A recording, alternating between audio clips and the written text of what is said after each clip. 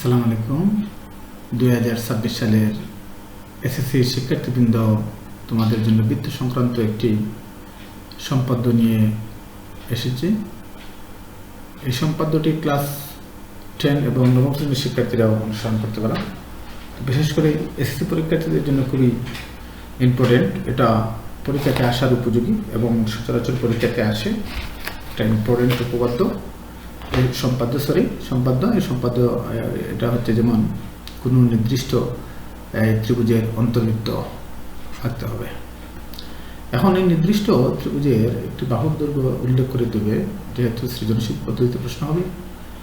একটা নাম দিয়েছি আমি, যেমন PQR সমবাহু ত্রিভুজের বাহুর দৈর্ঘ্য A সমান 4 সেন্টিমিটার।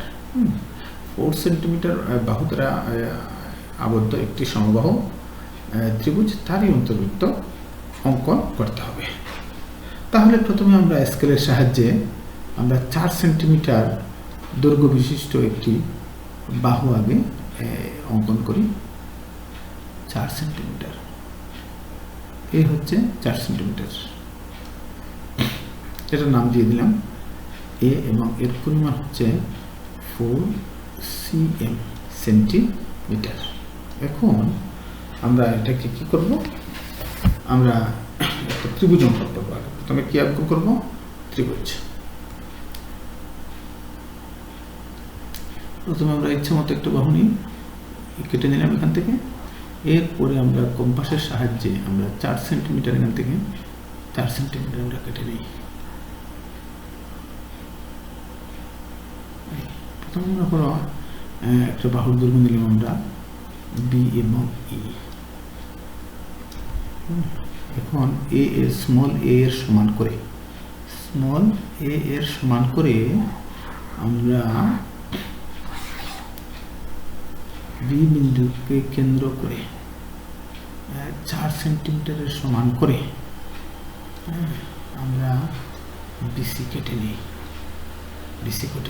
মানে এখানে হচ্ছে A বলতে 4 সেন্টিমিটার। এখন A ও C কে কেন্দ্র করে স্মল a এর সমান ব্যাসার্ধ নিয়ে দুইটি বৃত্তচাপ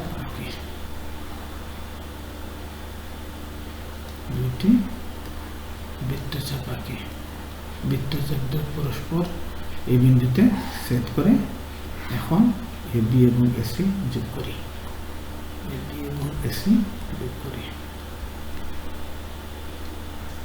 তাহলে আমরা এখানে এই বিষয়টা দেখতে হবে। আমরা কি করতেছি, এখানে A এবং B বিন্দু বরাবর করে আমরা যোগ করব। এই কাজটি করতে হবে একদম।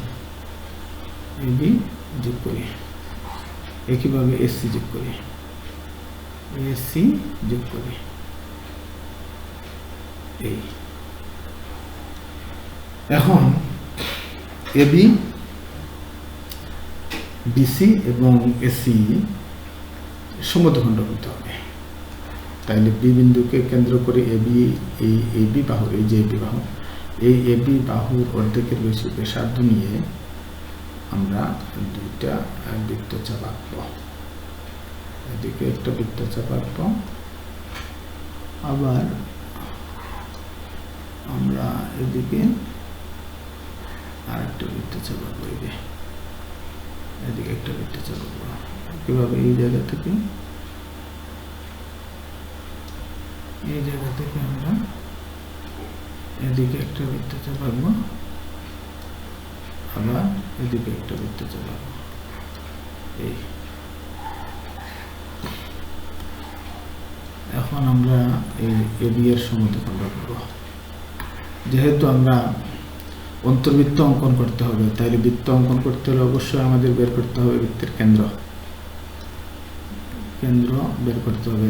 সেজন্য আমরা ওই ত্রিভুজের 3টি বাহুর সমদ্বিখণ্ড নিতে হবে।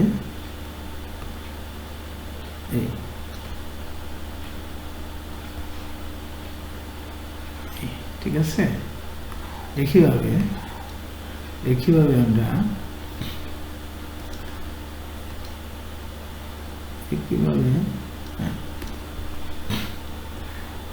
আমরা A এবং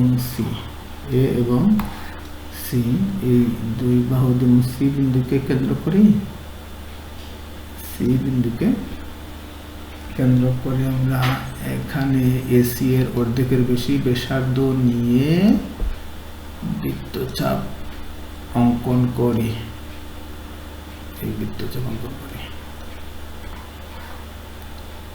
ঠিক ওই জায়গাতে আবার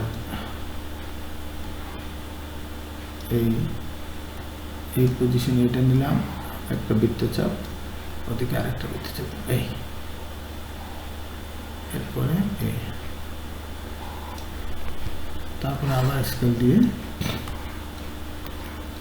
আমরা সমদ্বিখণ্ড করে রেখে ফেলি। ঠিক আছে, একদম খাপে খাপ নিতে হবে। ওই বিন্দুটি, ওই ছেদ বিন্দুটি ওই ছেদ বিন্দু বরাবর হতে হবে, একদম স্ট্রেট। হয়ে গেছে। এবার একটা রেখা টানি,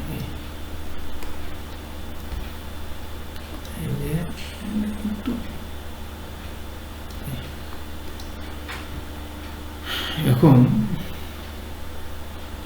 আমরা কি করব, এই বিন্দুকে কেন্দ্র করে আরেকটি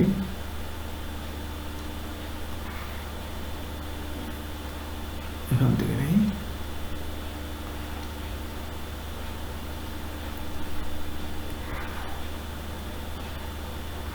তো আমরা কাজ করতে পারি এখান থেকে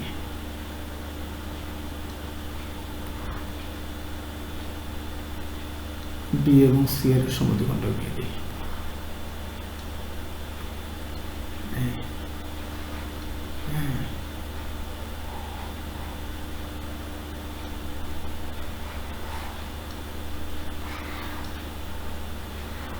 এখান থেকে আমরা ওই পয়েন্টে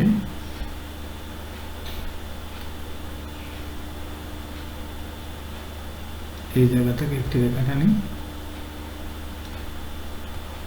এই টানলাম, একইভাবে এখান থেকে আরেকটা রেখা টানি।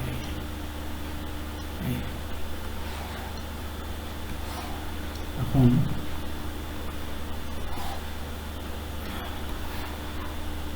ওই বিন্দু আর এই বিন্দু স্ট্রেট করে একটা লম্ব টেনে দিই।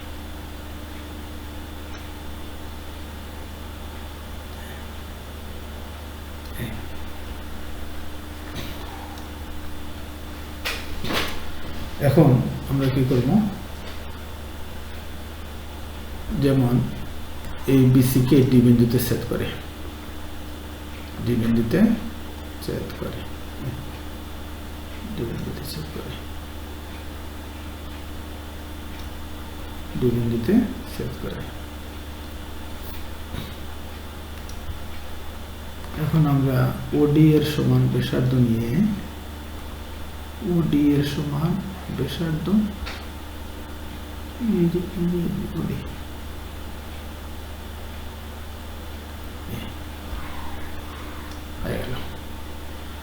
যাহা পরস্পর ডি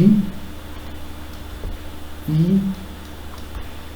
এফ বিন্দুতে স্পর্শ করে। তাহলে ওডি ব্যাসার্ধ দিয়ে আমরা যে বৃত্তটা অঙ্কন করলাম তা এবি, এসি এবং বিসি বাহুকে যথাক্রমে এফ ডি ই বিন্দুতে স্পর্শ করে। তাহলে বৃত্তটি নিম্ন অন্তর্বৃত্ত। Thanks for watching my video.